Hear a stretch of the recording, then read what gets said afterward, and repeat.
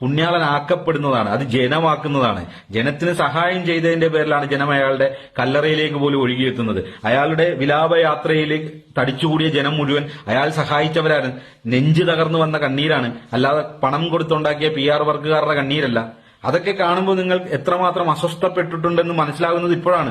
അന്ന് നിങ്ങളൊക്കെ വിവരണം കൊടുത്തുവെങ്കിലും ഈ ഉമ്മൻചാണ്ടിയുടെ ജനപിന്തുണ അല്ലെങ്കിൽ അദ്ദേഹത്തിന്റെ കല്ലറയിലേക്ക് ഒഴുകി വരുന്ന ജനം നിങ്ങളെ എത്രമാത്രം അസ്വസ്ഥപ്പെടുത്തുന്നു എന്ന് ഇപ്പോഴാണ് മനസ്സിലാകുന്നത്.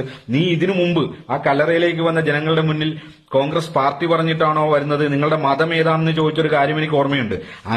അമ്മാതിരി വർഗീയത കുത്തിവെക്കുന്ന വിഷമാണ് നിങ്ങൾ ഈ വിഷം ഒരു മാധ്യമ സ്ഥാപനത്തിലിരുന്ന് വീണ്ടും കുത്താൻ നോക്കുന്നു. നിങ്ങളുടെ മനസ്സ് എത്രമാത്രം നികൃഷ്ടമാണ് എന്ന് സർവ്വലോക മലയാളികൾക്കും വ്യക്തമാക്കി കൊടുക്കുന്ന സ്റ്റേറ്റ്മെന്റാണ് ഇന്ന് സഖാവ് VSന്റെ വിലാപയാത്രയിൽ ഉമ്മൻചാണ്ടിയെ അധിക്ഷേപിക്കുന്ന പരാമർശത്തിൽ കൂടി നിങ്ങൾ നടത്തിയത്.